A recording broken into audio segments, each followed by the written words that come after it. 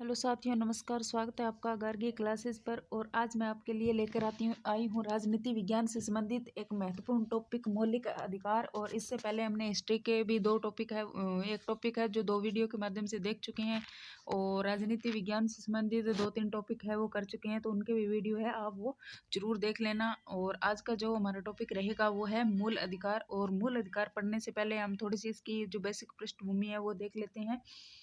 तो जो मूल अधिकार और एक शब्द और आता है मानवाधिकार। तो मानवाधिकार जो होते हैं वो भी व्यक्ति से संबंधित होते हैं, और जो मूल अधिकार है वो भी व्यक्ति से संबंधित है। तो जो मानवाधिकार है, जब मनुष्य एक पैदा होता है तो उसके साथ ही कुछ जो अधिकार है जो जन्मजात उसे मिल जाते हैं, तो उन्हें हम मानवाधिकार के रूप में देखते हैं। ये किसी भी देश या भौगोलिक सीमा से बंधे हुए नहीं होते। इनकी जो प्रकृति होती है वो बहुत ज़्यादा व्यापक होती है।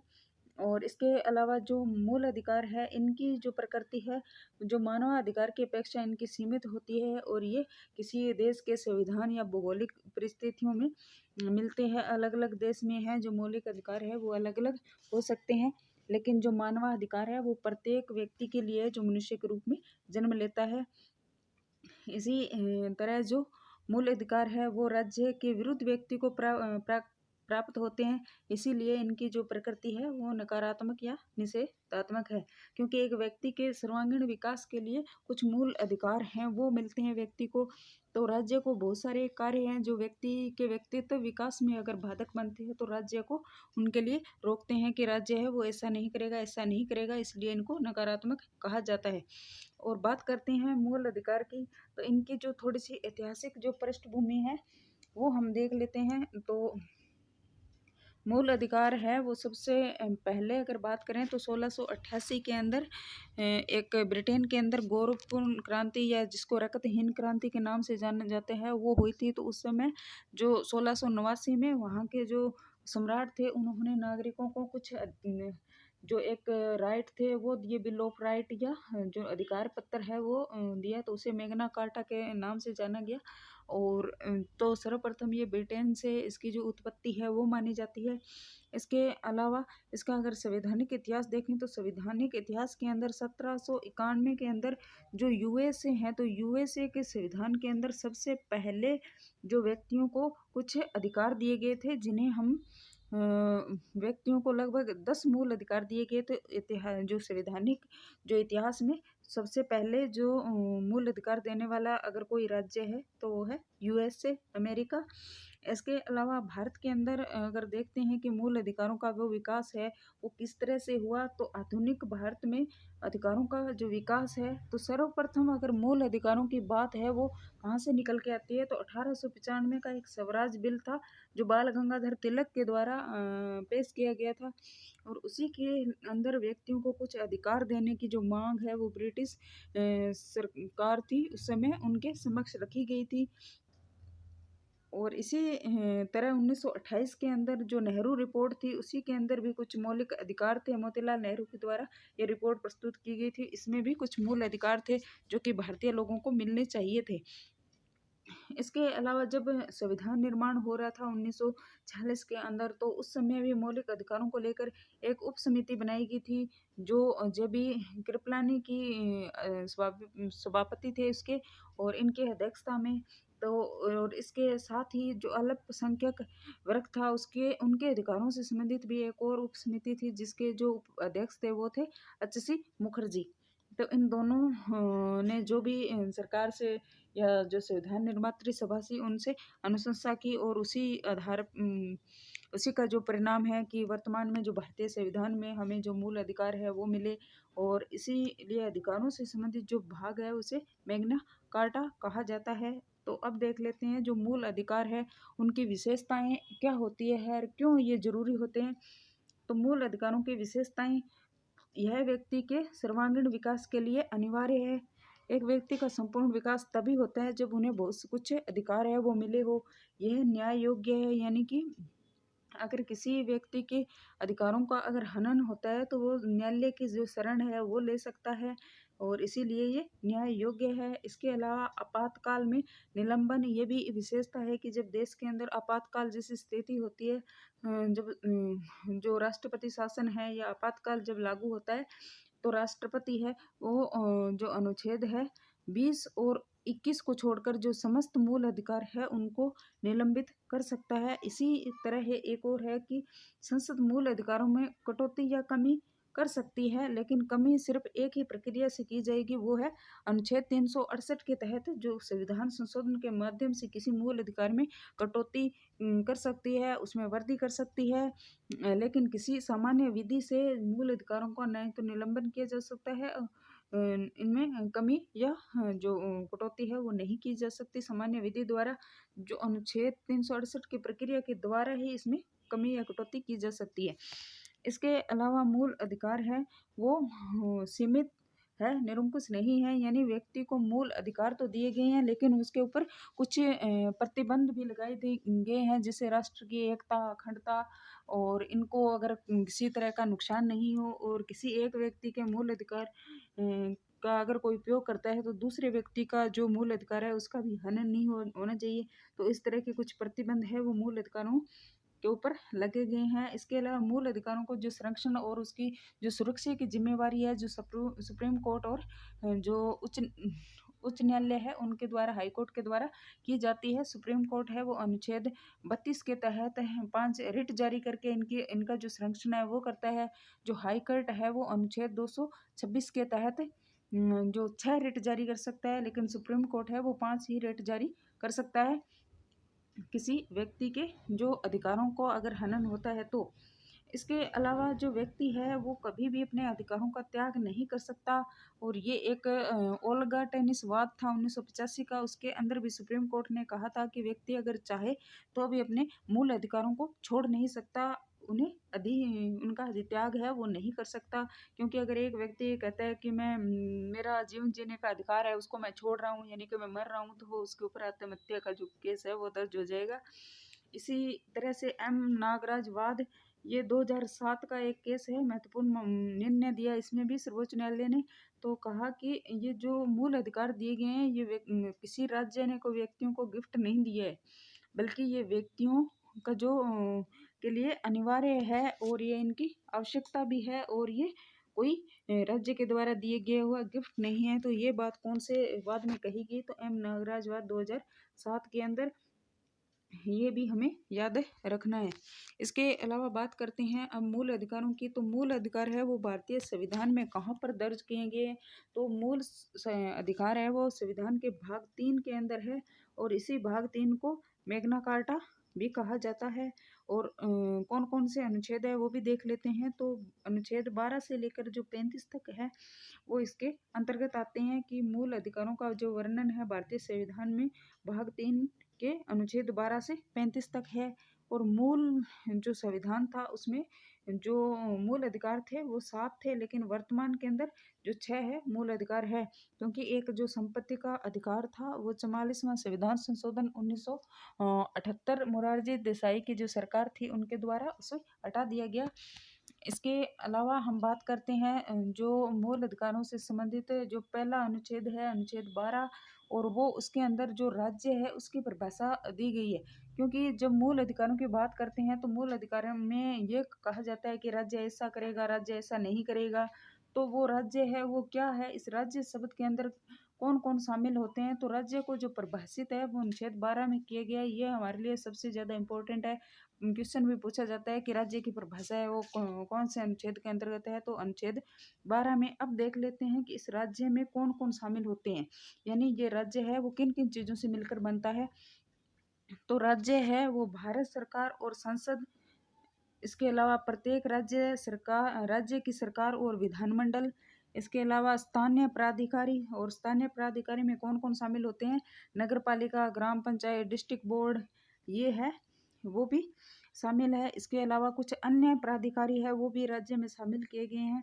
तो जो अन्य प्राधिकारी हैं वो कौन कौन से हैं, तो जिसमें जीवन बीमा निगम यानी LIC, इसके अलावा तेल एवं प्राकृतिक गैस आयोग ONGC, इसके अलावा भारतीय खाद्य निगम FCI, विश्वविद्यालय है, विधिक व्यक्ति है, संघ लोक सेवा आयोग है, राष्ट्रीयकृत बैंक है, उच्च न्यायालय के मुख्य न्यायाधीश है। ये सारे जो लोग हैं वो एक राज्य की परिभाषा में शामिल होते हैं, यानी कि ये कोई भी व्यक्ति, यानी कोई भी इनमें से कोई भी प्राधिकारी या कोई भी व्यक्ति है, इन प्राधिकार से जुड़ा हुआ व्यक्ति है, वो इन जो व्यक्ति के जो मौलिक अधिकार है उनका जो हनन है वो नहीं कर सकता। तो ये जो राज्य की परिभाषा थी वो हमने देख ली। अब बात करते हैं अगले अनुच्छेद की। तो अगला अनुच्छेद है अनुच्छेद 13, और 13 के अंदर जो न्यायिक पुनरावलोकन की बात की गई है, लेकिन कहीं भी भारतीय संविधान के अंदर जो न्यायिक पुनरावलोकन शब्द है वो शब्द लिखा हुआ नहीं है। ये हमें याद है, वो हमें रख सकते हैं, रखना भी है।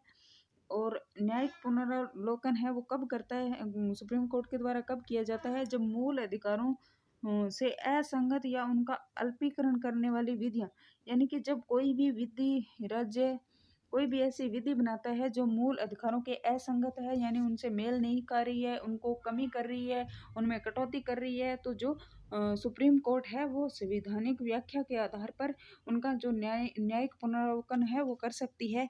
तो इनसे जुड़े हुए कौन कौन से अनुच्छेद है वो देख लेते हैं। 13 का जो पार्ट 1 है, यानी 13 1, उसके अंदर जो संविधान पूर्व विधियां, इसका अर्थ होता है कि जब संविधान लागू हुआ उससे पहले भारत के अंदर बहुत सारी जो ब्रिटिश सरकार थी उसकी नीतियां थी वो चल रही, लागू थी। तो इसके अंदर प्रावधान किया गया संविधान लागू होने से पहले भारत के राज्य क्षेत्र के अंदर जितनी भी विधियां थी उस मात्रा तक शून्य होगी, यानी कि वो विधियां हैं वो इस संविधान का जहां तक अतिक्रमण कर रही है, जहां तक असंगत है, उस मात्रा तक ये शून्य नहीं है, शून्य होगी जिस मात्रा तक वो इसके उपबंधों के असंगत है, यानी उतनी ही वो शून्य घोषित हो जाएगी जितनी कि वो अभी जो भारतीय संविधान है उससे टकरा रही है। इसके अलावा जो 13(2) है, इसके अंदर है कि संविधान पश्चात की विधियां, यानी कि जब संविधान लागू हो गया उसके बाद में अगर कोई राज्य ने ऐसी विधि बना रही है जो मूल अधिकारों को कम कर रही है या मूल अधिकार है उनकी कटौती कर रही है, तो राज्य ऐसी विधि है वो नहीं बनाएगा। अगर ऐसी विधि बनाता है तो सुप्रीम कोर्ट है वो निर्णय के द्वारा उसे पृथक कर सकती है, उसे संविधान में से हटा सकती है। तो इसके अंदर 13(1) के अंदर जो निकल कर आता है एक सिद्धांत जिसे हम आच्छादन का सिद्धांत कहते हैं, कि जो संविधान है वो पहले की विधियों के ऊपर आच्छादित हो जाएगा, तो वो आच्छादन का संविधान है, सिद्धांत है, सॉरी। और जो 13(2) के अंतर्गत है तो वो है पृथक्करण का सिद्धांत, यानी कोई भी विधि अगर असंगत है, टकराव होता है मूल अधिकारों के साथ, तो उसे पृथक कर दिया जाएगा, यानी कि इस 13(2) के अंतर्गत जो न्यायिक पुनरावलोकन है वो किया जाता है इस आधार पे।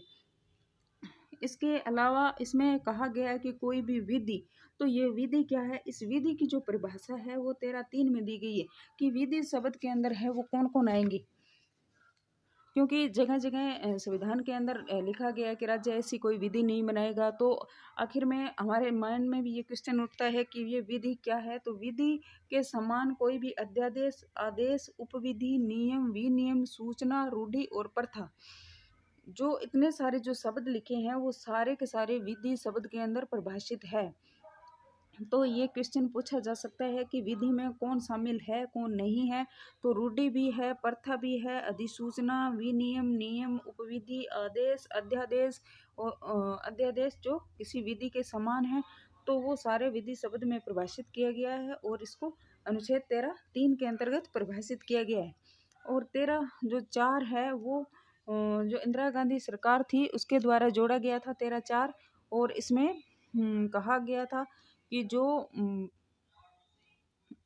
संविधान जो विधि है वो जो संविधान संशोधन है वो विधि शब्द के अंदर नहीं आएगा, यानी ये सारी चीजें हैं वो तो विधि शब्द में आएगी, लेकिन जो संविधान संशोधन किया जाता है उसको चैलेंज नहीं किया जा सकता। और इसी आधार पर जो 13(4) ये संशोधन करने के बाद में इसको जो 9वीं अनुसूची थी उसमें जो इंदिरा गांधी सरकार थी उसने इस प्रावधान को 9वीं अनुसूची में डाल दिया गया। और आप सभी को पता है कि 9वीं अनुसूची में जब कोई प्रावधान है उसको डाल दिया जाता है तो वो चैलेंज नहीं किया जा सकता। और इसके बाद में जो केशवानंद भारती जो विवाद था 1973 का, तो उसमें निर्णय आने के बाद में भी ये कहा गया कि अब तो 9वीं अनुसूची के जो विषय है उन्हें भी चैलेंज किया जा सकता है, लेकिन जो 1973 से पहले जितने विषय डाले जा चुके हैं उन्हें चैलेंज नहीं किया जा सकता। और सुप्रीम कोर्ट ने कहा कि आज के बाद में अगर कोई नियम, कोई भी प्रावधान है वो अगर 9वीं अनुसूची में डाला जाता है तो उसे सुप्रीम कोर्ट है वो चैलेंज उसको कर सकता है, उस पर निर्णय दे सकता है। इसके अलावा जो अगला जो अनुच्छेद है वो है समता का अधिकार और समानता का अधिकार है। ये 16 से लेकर 18 तक, तो ये 14, 15, 16 और 17, 18 यानी कि 5 जो अनुच्छेद है वो समानता के अधिकार से संबंधित है।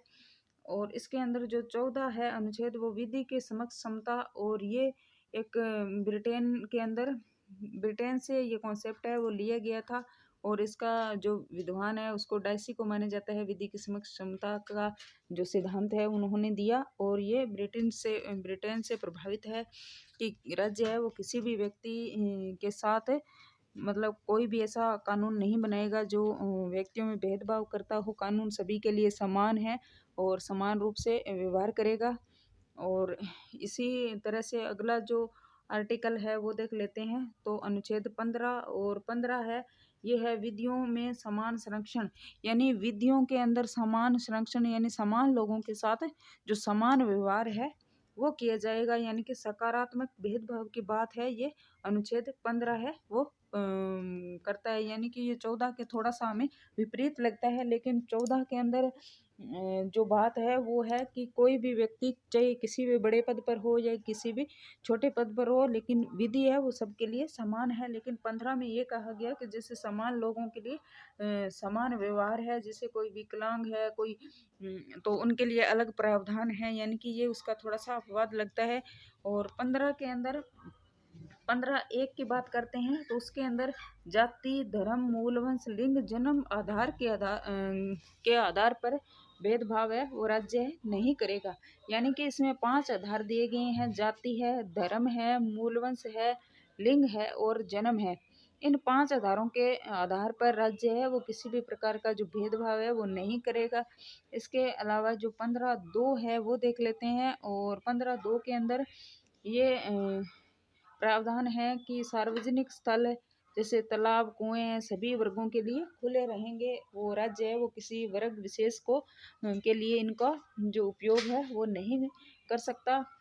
और इसी तरह से 15(3) है वो 15(1) का ही अपवाद लग रहा है, क्योंकि 15(1) में तो कह रहे हैं लिंग और जन्म के आधार पर किसी का भेदभाव नहीं करेगा, लेकिन 15(3) है वो राज्य महिलाओं और बच्चों के लिए विशेष प्रावधान कर सकता है यहाँ पर, यानी कि इसके विपरीत कुछ अपवाद के रूप में है 15(3), क्योंकि जो 15(3) है वो विधि के समान संरक्षण की बात करते हैं, यानी कि समान लोगों के लिए समान जो कानून है वो बनेंगे, तो महिलाओं और बच्चों के लिए उनके जो सशक्तिकरण के लिए उनके विकास के लिए कुछ अलग से प्रावधान है वो कर सकती है। और इसी तरह से जो 15(4) है वो भी इसका अपवाद है। इसमें जो प्रथम संविधान संशोधन हुआ था 1951 में, तो उस समय जो SC ST वर्ग था उसके लिए जो शिक्षण संस्थाओं के अंदर जो पिछड़े लोगों को शिक्षण संस्थाओं में उन्हें आरक्षण का जो प्रावधान है वो किया गया था 15(4) में। और इसी तरह से जो 15(5) है वो भी बाद में जोड़ा गया है। 2006 के अंदर मनमोहन सरकार थी, इन्होंने जो 93वां संविधान संशोधन के माध्यम से एक नई धारा है ये 15(5) जोड़ी। और इस समय जो एम्स के अंदर एक आंदोलन चल रहा था, उसी आंदोलन के आधार पर जो उच्च शैक्षणिक जो संस्थान थे वहाँ जो आरक्षण है वो दिया गया। और इसके अलावा जो अगला जो अनुच्छेद है वो है अनुच्छेद 16 और 16 लोक नियोजन में जो समानता की बात है वो अनुच्छेद 16 में की गई है। तो अगर वीडियो आपको पसंद आ रहा हो तो वीडियो को लाइक करो और वीडियो को शेयर जरूर करना, और एक कमेंट जरूर करना कि वीडियो आपको कैसा लग रहा है, क्योंकि मैं आपके लिए मेहनत कर रही हूँ तो आप एक लाइक तो आप कर ही सकते हो। तो अब देख लेते हैं अनुच्छेद 16, और अनुच्छेद 16 है उसके अंदर जो रोजगार के अंदर 16(1) में ये प्रावधान है कि रोजगार में अवसर की जो समानता है वो राज्य किसी भी व्यक्ति को भेदभाव नहीं करेगा। सभी व्यक्तियों के लिए जो रोजगार के अवसर है वो समान रूप से उपलब्ध होंगे। और 16(2) के अंदर इसमें कुछ आधार बताए गए हैं: जाति, धर्म, मूल वंश, लिंग, जन्म, निवास और उत्पत्ति के आधार पर राज्य किसी प्रकार का कोई भेदभाव नहीं करेगा। यानी जब हमने अनुच्छेद 15 पढ़ा था तो उसके अंदर 5 आधार थे, लेकिन अनुच्छेद 16 के अंदर ये आधार है वो जन्म और उद्भव भी है। इसके अलावा इन 5 के अलावा जन्म और उद्भव के आधार पर भी जो भेदभाव की बात है वो 16 में की गई है कि भेदभाव है नहीं करेगा।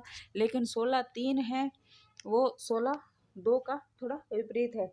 जिस तरह से 15(3) भी 15(2) के विपरीत था, वो भी इसके अंदर थोड़ा 16(2) के अपवाद स्वरूप है 16(3), क्योंकि इसमें कुछ जो कानून है वो राज्य है वो निवास के आधार पर भेदभाव कर सकता है। संसद कुछ कानून क्षेत्र विशेष के लिए बना सकती है। जैसे हमारे अगर राजस्थान में भी देखें तो टीएसपी एरिया के लिए कुछ अलग से सीटें निकाली जाती है, उनके लिए उनका जो शैक्षणिक जो योग्यता है उसको भी छूट दी जाती है। तो इसी तरह से ये 98वें संविधान संशोधन के द्वारा राज्य को ये अधिकार दिया गया संसद को कि वो कुछ क्षेत्रों के लिए विशेष प्रावधान कर सकती है। इसके अंतर्गत जो आर्टिकल 373 है उसके अंतर्गत कई राज्यों के लिए अलग अलग वहाँ के राज्यपालों को विशेष जो विशेष अधिकार या विशेष शक्तियाँ देते हैं। जैसे 73(j) जो जोड़ा गया उसमें जो कर्नाटक का जो राज्यपाल था वो क्षेत्र विशेष के लोगों को अलग से कुछ प्रावधान करने के लिए, उन्हें अवसर देने के लिए